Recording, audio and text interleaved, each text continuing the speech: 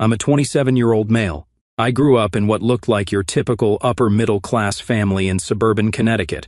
You know the type. Perfectly manicured lawn, Range Rover in the driveway, and one of those pretentious live laugh love signs in the kitchen that my mom probably spent way too much on at Pottery Barn. It was the kind of house where everything looked perfect from the outside but was basically a prison on the inside. My dad, a 54-year-old male, is this big-shot financial advisor who never shuts up about his client portfolio or his golf handicap. He's the type of guy who wears Rolex watches but complains about the price of milk, if you know what I mean. He has this thing where he needs everyone to know how successful he is. Like, we get it, Dad. You make 6 figures. But maybe try making actual connections with your kids. Then there's my mom, a 52-year-old female. Holy cow, where do I even start? She's like a character straight out of Real Housewives, but not even one of the fun ones. Her entire personality revolves around what the country club ladies think of her. She's on every committee, volunteers at every charity event but only the ones with photo ops, and has probably had more work done than she'd ever admit. Her Instagram is just chef's kiss levels of cringe. Then there's my sister Emma, a 24-year-old female, God's gift to the world if you ask my parents. Emma could literally set the house on fire, and they'd probably blame the house for being too flammable. She was their do-over baby, their perfect little princess who could do no wrong. If she was a straight B student, it was because she was focusing on her social development. If I got straight A's, it was you should be doing extra credit.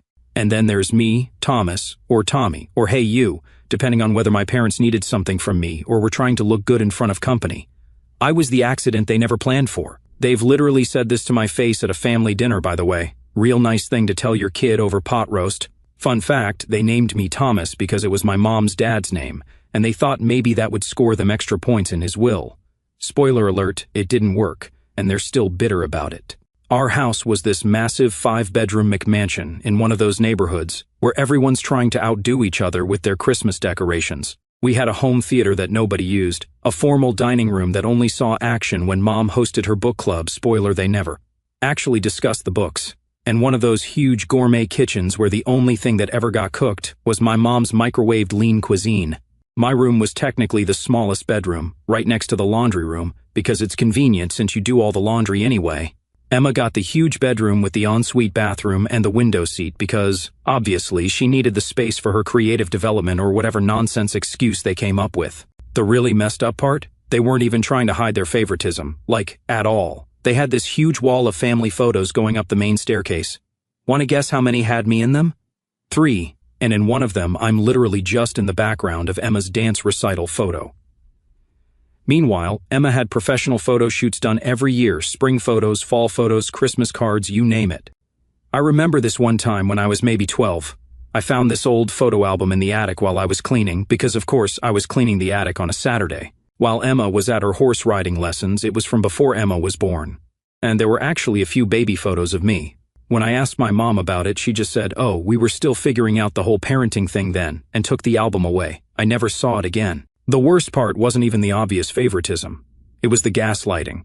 They'd do this thing where they'd rewrite history in real time. They'd promise something, get my hopes up, then completely deny ever making that promise. Or they'd do something cruel, and then tell everyone I was too sensitive or imagining things when I got upset about it. I started keeping a journal when I was 14, hidden under a loose floorboard in my closet because privacy wasn't a thing in our house, just to make sure I wasn't actually going crazy. Looking back at it now, it reads like a manual on emotional abuse, but when you're living it, you start to believe maybe you are the problem. You know what's really messed up? They actually had money, a lot of it. This wasn't a case of them struggling to make ends meet or having to make tough choices. They just chose to invest everything, time, money, attention, love, into Emma and treat me like their personal unpaid servant. But here's the thing about being treated like you don't matter. You learn to be invisible. And when you're invisible, you can plan your escape without anyone noticing. And boy, did I have plans. Being the family ghost actually turned me into a pretty decent hacker. Not the illegal kind, just creative problem solving. When you're not allowed to have your own computer, you figure out ways around it. The public library became my second home. Shout out to Mrs. Peterson, the librarian who always forgot to enforce the 1-hour computer time limit when I was teaching myself Python. My parents' attitude about technology was wild. Emma got a MacBook Pro for her 13th birthday because she needed it for her lifestyle blogging, which lasted exactly 2 weeks, by the way. Meanwhile, I was building a secret computer, Frankenstein style, from parts I salvaged from the school's recycling program. I had to hide it in the crawl space above my closet and only use it when everyone was asleep. I got so good at typing silently that my college roommate later thought I was some kind of keyboard ninja. The contrast between how they treated us was like a masterclass in favoritism. When Emma wanted to do ballet, they spent $3,000 on private lessons, another $500 on the perfect shoes, and drove her 2 hours each way to the best studio in the state. When I qualified for the state robotics competition, they told me we couldn't afford the $50 registration fee. I ended up mowing lawns in secret to pay for it myself. Every summer was the same story. Emma would go off to these fancy camps, horseback riding in Vermont, art programs in France, you name it. Meanwhile, I was basically running a one-man cleaning service at home, cooking, cleaning, gardening, maintenance. You'd think I was training to be a butler or something.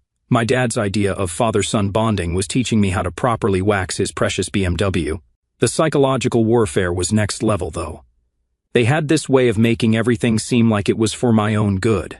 Like this one time in junior year, I'd been secretly working at a computer repair shop, told them I was at the library studying, and saved up almost $2,000. I made the mistake of telling them about it because I thought maybe they'd finally be proud of me for being responsible with money. Instead, my dad gave me this whole speech about how he could invest it and double it for me. He used all his financial advisor's smooth talk, made it sound like he was doing me this huge favor, even threw in some nonsense about how this could be our chance to bond over business. I was 16 and stupid and actually believed him. I handed over every penny. Want to guess what happened? 6 months later, when I asked about the investment, he looked me dead in the face and said, "What money? You never gave me any money." Then he hit me with, "Are you sure you're feeling okay? Maybe you should see someone about these delusions." My mom backed him up completely. It made me question my own sanity until I found the receipt I'd made him sign. Yeah, even at 16, I didn't fully trust them, hidden in my journal. But you know what's really messed up? The money wasn't even the worst part. It was the way they'd get inside your head. They had this talent for making you feel guilty about everything. Like this one time, I got a perfect score on my SATs. Instead of being proud, my mom just sighed and said, "I hope you're not letting these test scores go to your head. You know Emma's really struggling with her PSATs, and it would be nice if you could help her instead of always showing off." Speaking of Emma, look, I don't completely blame her for how she turned out. She was as much a victim of their nonsense as I was, just in a different way. They parentified me while infantilizing her. By 17, I could manage a household budget, cook full meals, and handle minor home repairs. Emma? She didn't even know how to do laundry. They basically trained her to be helpless while making me her backup parent. The college application process was when everything really came to a head. I'd been planning my escape for years at this point. I had a whole separate email account they didn't know about, used the library's address for mail, the whole 9 yards. I applied to every scholarship I could find. My guidance counselor, another real MVP, helped me submit everything without needing their signatures. Then I got the acceptance letter from MIT, full ride, my ticket out. The day it came to the library, obviously I almost cried. Mrs. Peterson actually did cry. But I knew I couldn't tell my parents right away. They'd find some way to screw it up. So I played it cool, kept acting like their obedient little servant while secretly preparing for the biggest escape of my life. I had everything planned down to the minute. I got a separate bank account at a different bank. It took me months to gather all the documents I needed. I slowly moved all my important stuff to a storage unit I rented with my repair shop money. I even got a burner phone. Yeah, I watched too many spy movies, but hey, it worked. The day after graduation, while they were busy planning Emma's graduation party, she was finishing middle school, which apparently deserved a bigger celebration than my high school graduation, I vanished. I left them a note saying I got into college, didn't say where, and not to bother looking for me. I only took what I could fit in my backpack, left everything else. All the designer clothes they'd bought to keep up appearances, the fancy watch they gave me for my 16th birthday that they reminded me about every time I misbehaved, all of it. I only kept my Frankenstein computer and my journal. So there I was, 18 years old, standing in front of MIT's campus with nothing but a backpack full of clothes and my Frankenstein laptop, scared out of my mind but also feeling this wild sense of freedom. You know that scene in Shawshank Redemption, where Andy escapes and stands in the rain with his arms up? It kind of felt like that. Minus the sewage tunnel part. The first few weeks were rough, not going to lie. I had to figure out everything on my own, setting up a bank account properly. The temporary one I'd made before leaving wasn't enough for work-study payments. Getting a cell phone plan, turns out my spy movie burner phone wasn't great for daily use, learning how to exist as an actual person with rights and stuff. But compared to living with my parents, it still felt like a vacation. Financial aid covered tuition and basic housing, but Boston is expensive as anything. I had to get creative with making money. I started working at the campus IT help desk in the mornings, 6 a.m. to 9 a.m., shifts because nobody else wanted them. Then I'd go to classes, grab lunch if I could afford it that day, spoiler, often couldn't, more classes, and then evening shifts doing food delivery on my bike because I couldn't afford a car. Weekends were for freelance coding. Remember all those nights secretly teaching myself programming? They started paying off big time. I found this sweet spot doing WordPress customization for small businesses. Nothing fancy, but it paid decent money, and I could do it from anywhere. My roommate thought I was insane because I'd code until like 3 a.m., but hey, sleep is for people who didn't spend their childhood as indentured servants, right? The funny thing about being poor in college, you get really good at finding free food. Pro tip, rich kids club meetings always have catering, and nobody ever checks if you're actually a member. The Business Student Association's weekly meetings got me through most of sophomore year. Plus, their networking events actually came in handy later, but we'll get to that. Junior year was when things started turning around. My freelance work was picking up, and I'd managed to save enough to not have to choose between eating and doing laundry anymore. Then came the email that changed everything. This growing tech company in Boston was looking for summer interns. The pay was actually decent, and the project sounded cool. I applied on a whim, didn't expect much, and got called in for an interview at this modern office building downtown. Walking in felt surreal, like those tech company offices you see in movies, glass walls, cool furniture, free snacks everywhere. I definitely grabbed some for later. Old habits die hard. The interview itself was intense, 6 hours of coding challenges and technical questions. But for the first time in my life, all those hours of secret learning paid off. I actually knew my stuff. That's when I first met James, a 58-year-old male. He was doing the final interview, which wasn't even really an interview. He just looked at my code from the challenges, asked me to explain my thinking, and then started brainstorming improvements with me. Not in a condescending way like my dad would have done, but like he was actually interested in my ideas. I remember being confused because he didn't act like a CEO, no fancy suit, no power moves, just this guy in jeans and a company t-shirt who really loved talking about code. I found out later he still coded regularly. He said it kept him connected to what the company was really about. The internship was supposed to start after finals, but I got another email a week later. There was this major bug in their main product that needed fixing ASAP, and they wanted to know if I could start early, part-time. The pay was more than I made from all my other jobs combined. Obviously, I said yes. That's how I ended up in the office at 2 a.m. 3 weeks later, surrounded by energy drinks and debugging logs, trying to track down this really nasty memory leak. I thought I was alone until I heard someone by the coffee machine. It was James. Instead of asking what some random intern was doing there after hours, he grabbed 2 cups of coffee, pulled up a chair, and said, "Talk me through what you're seeing." We spent the next 4 hours pair programming, just fixing bugs and talking code. He never made me feel stupid for not knowing something, never pulled the "I'm the CEO" card, just 2 developers trying to solve a problem. By sunrise, we'd not only fixed the original bug, but found and fixed 3 other potential issues. As we were wrapping up, he looked at my Frankenstein laptop, which I was kind of embarrassed about, but it was all I had, and asked about its specs. I explained how I built it from recycled parts. Instead of laughing, he got this look in his eyes, kind of like pride. Then he told me his first computer was also built from scraps back when he was starting the company in his garage. Before I left that morning, he said something that stuck with me. "You know what I see when I look at that laptop? Someone who doesn't let limited resources limit their potential." Then he casually mentioned that interns get a company laptop, and I should talk to IT about getting mine. That summer changed everything. For the first time in my life, I was somewhere I actually belonged. No mind games, no manipulation, just pure meritocracy. If you did good work, you got recognized. If you had ideas, people listened. What a concept, right? James kept dropping by my desk randomly, always with technical questions or ideas he wanted to bounce around. At first, I thought he was checking up on me, making sure the weird intern wasn't breaking anything. It took me way too long to realize he was actually mentoring me. So that bug we fixed during my internship? Turns out it saved the company millions in potential lost revenue. James didn't just offer me a full-time position. He created a whole new role specifically for me, security architecture engineer. It basically meant I got to build cool stuff and break things legally this time. The company was growing like crazy. We were this mid-sized tech firm when I started, maybe 200 employees, but James had this vision for expansion that was honestly kind of insane. He wanted to revolutionize how companies handle data security, the kind of stuff that makes tech bros at parties start drooling. My first project as a full-time employee, building a completely new security framework for our main product. James basically threw me in the deep end, gave me a team of senior engineers, all older than me by the way, super awkward at first, a budget that made my eyes water, and full creative control. I thought he was crazy. Looking back now, he was testing me. Remember how I mentioned being invisible in my parents' house?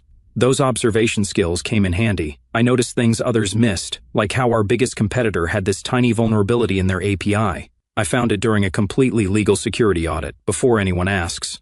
I wrote up a detailed analysis and solution, sent it to James at like 1 a.m., because my sleep schedule was still garbage. He called me into his office first thing the next morning. I thought I was in trouble or something. Thanks for the trauma, parents.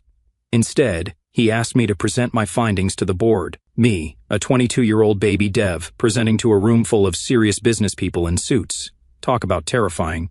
But here's where James did something my parents never did. He believed in me. The night before the presentation, he stayed late helping me prepare, ordered pizza, walked through my slides, gave advice, not in a controlling way like my dad would have, do it exactly like this or you'll embarrass me, but more like guiding. He'd ask questions that made me think deeper, challenge my own assumptions. The presentation? Nailed it. The board approved a complete security overhaul based on my recommendations. Budget, $50 million. Team size, 100+ engineers. My anxiety was through the roof, but James just looked at me with his proud smile and said, "I knew you could do it, son." He didn't even realize he'd said it, it just slipped out naturally. But I noticed. Hard not to when you've spent your whole life wanting to hear that word said with actual pride behind it. The next few years were intense.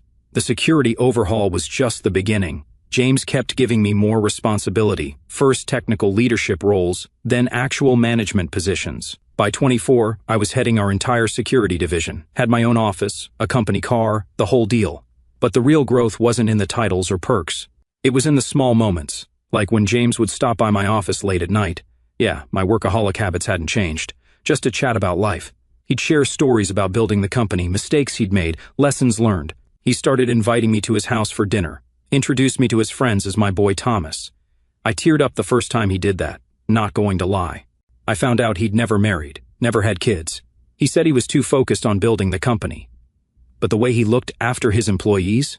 The man was more of a father to half the office than my actual dad ever was to me. Then came the executive meetings. James started bringing me along, said I needed to learn the business side.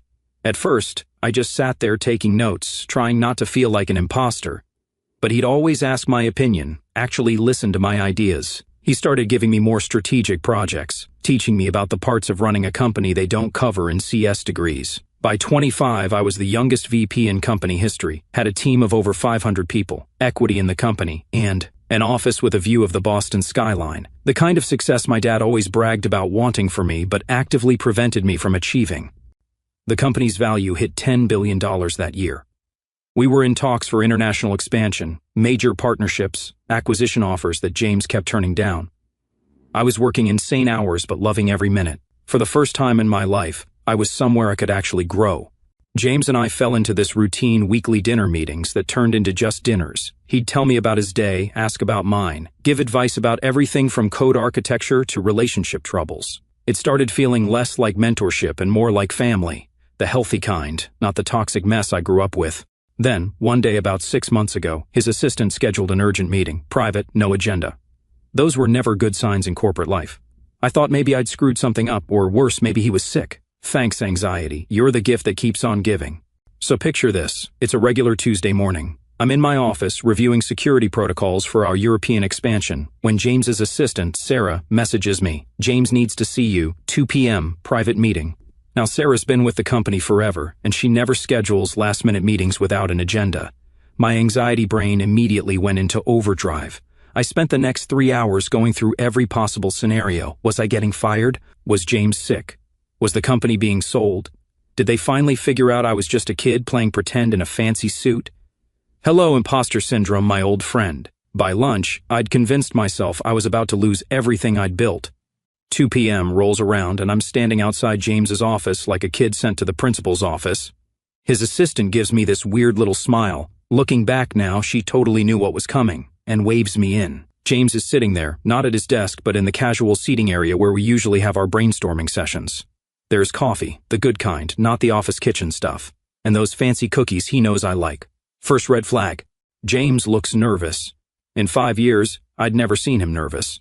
Not during major product launches, not during board meetings, not even when we had that massive server crash in 23.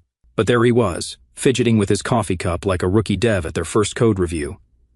"Sit down, Thomas," he says, and I'm mentally preparing my resignation letter. Then he drops the bomb. I'm retiring. My brain just stopped. Blue screen of death, full system crash. James retiring? The man literally coded for fun on weekends, the guy who pulled all-nighters with junior devs just because he loved solving problems. That James was retiring? But before I could even process that, he hits me with the real knockout punch, and "I want you to take over as CEO." I literally laughed, full-on nervous laughter, thought it was a joke. Me CEO? I was 26. We were a billion-dollar company. There were executives twice my age who'd been there longer than I'd been alive. James just sat there, calm as ever, and said the words that changed my life. "I've been grooming you for this since that night we fixed the memory leak. You think it was a coincidence I kept giving you bigger projects, more responsibility, bringing you to board meetings? Son, you've basically been running half the company already." That word again, son. But this time, it wasn't casual. This time, he meant it. He pulled out this folder. Turns out he'd been planning this for over a year. Had documentation of every major decision I'd made, every project I'd led, every innovation I'd brought to the company. He'd been quietly building a case to present to the board about why I should be his successor. "But why me?" I asked, still kind of in shock. His answer, "Because you built yourself from nothing. Because you see solutions where others see problems. Because you care about the people, not just the profit. Because you remind me of myself at your age, but better." Then he told me something I didn't know. Turns out he'd had offers to sell the company, big offers, like billions with a B offers, but he turned them all down because he was waiting for the right successor. "This company is my legacy," he said. "I never had kids of my own, but I've watched you grow from that intern with the Frankenstein laptop into someone I'd be proud to call my son." I definitely cried, like ugly cried. No shame admitting it. 27 years of wanting to hear someone say they were proud of me, and here was this man who'd done more for me in 5 years than my biological father had done in my entire life. The next hour was a crash course in what would happen next. Board meetings, PR strategies, transition plans. James had thought of everything. He'd even prepared responses to the inevitable age-based criticism. "Youth isn't a liability," he said. "It's an asset. You understand where technology is going because you're part of the generation that's building it." But the best part? He wasn't just dumping this on me and walking away. He had a whole transition plan, would stay on as executive chairman for the first year, be there to guide me through the change. "Think of it as father-son bonding time," he said with that grin of his. As I was leaving his office, still in a daze, he stopped me. "Thomas, wait." He handed me this small box. Inside was a key card, but not a normal office one. It was to his personal lab in the basement, the one where he did all his experimental coding. The holy grail of our company that even senior engineers only whispered about. "I figure my son should have access to his inheritance," he said, just casual as anything, like he hadn't just officially adopted me in every way that mattered. Walking back to my office, I caught my reflection in the glass walls. I still looked like the same person, but everything had changed. I had a new title, a new responsibility, and, most importantly, a real father. Of course, the universe has a sense of humor. Guess who suddenly remembered they had a son when the press release went out? The press release about my CEO appointment went out on a Tuesday morning. By Tuesday afternoon, my phone was blowing up, like literally smoking with notifications, LinkedIn messages, emails, texts from numbers I didn't recognize. The usual stuff you'd expect when someone my age gets named CEO of a very big company. But then came the message I'd been dreading. "Tommy, sweetie, we're so proud of you. Call us a sap love, Mom and Dad." First of all, they'd never called me sweetie in my life. Second, they hadn't contacted me in years, and suddenly they're proud? Sure, Jan. But the real kicker?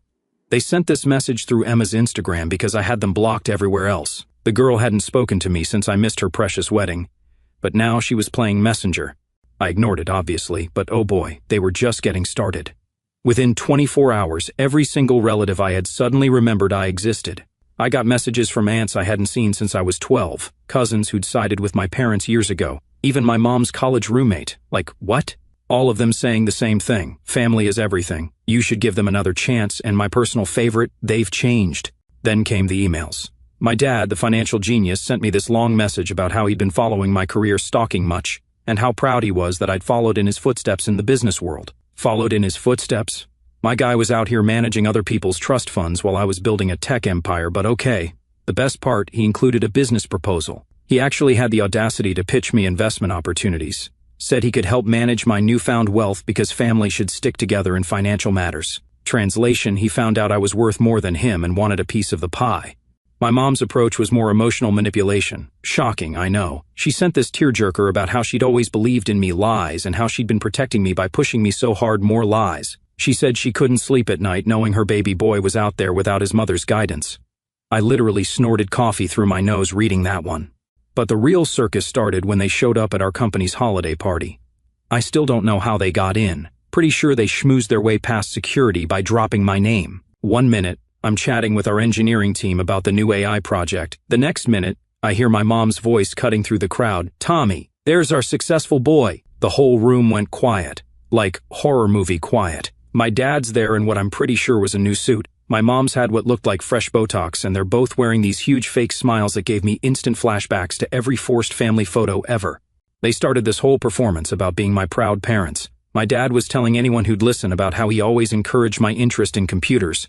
This man literally sold my PC for spending too much time on it. My mom was going around introducing herself as Thomas's mother. Yes, Winfin Thomas. They were so blessed. The worst part? They were taking credit for everything. We always knew he was special. We invested so much in his education. Spoiler, they didn't. Tate spend a dime, and my personal favorite, all those hours he spent in his room working on computers, we encouraged that. Yeah, because you made me fix your devices for free instead of hiring actual tech support. I was frozen, like full system crash frozen. All those years of therapy, all that progress, and these two people could still reduce me to that scared kid with just their presence. But then James stepped in. Y'all, the way this man handled it was a masterclass. He walked over, put his hand on my shoulder, grounding me instantly. He knows about my anxiety and just took control. He didn't raise his voice, didn't make a scene, just looked at them and said, "I think it's time for you to leave." My dad tried to pull the "we're his parents" card, bad move. James just smiled, not a nice smile, mind you, and said, "No, you're trespassers at a private event. Security will show you out." As they were being escorted out, my mom started screaming about how James had stolen me, how they were my real family. It was like a scene from a bad movie. The best part? Most of my employees didn't even know who they were. One junior dev asked if they were those crazy people from QAnon trying to crash tech events. After they left, James just turned to me and said, "Son, let's get back to celebrating in yours and achievements," emphasizing the your while staring at the door they'd just been dragged through. Power move. But they weren't done. Oh no. The next day, they launched their social media campaign. My mom started posting these long, dramatic stories about parent alienation and how some man had brainwashed her son. She started sharing baby pictures I didn't even know existed. Way to prove you had them all along but kept them from me. Writing these novels about how much they'd sacrificed for me. Then came the financial attacks. My dad started reaching out to our investors, actually tried to convince them I was mentally unstable and under undue influence. He sent emails to our board about his concerns for the company's future under my leadership. Real professional dad. But here's the thing about karma. It's got a wicked sense of timing. Remember those investment opportunities he was trying to pitch? Turns out he'd lost a bunch of money in some sketchy schemes. Their perfect little life was falling apart, and they saw me as their meal ticket. How do I know this? Because Emma, of all people, finally broke down and told me the truth. She sent me this long message about how they'd been struggling since some bad investments, had to downsize, lost their country club membership. Oh, the humanity. She actually apologized for her part in everything. Said she finally understood what I'd been dealing with now that they were turning their manipulation on her. But the best part, the absolute cherry on top? James had his legal team document everything. Every crazy email, every attempted contact, every social media rant. They built this beautiful restraining order case without even telling me, just in case we needed it. So I sent my parents a final message, warning them to never contact me again or I would file a lawsuit against them for defamation. That shut them up quickly, and I never heard from them again. Your real family is the one that stands beside you always, no matter what.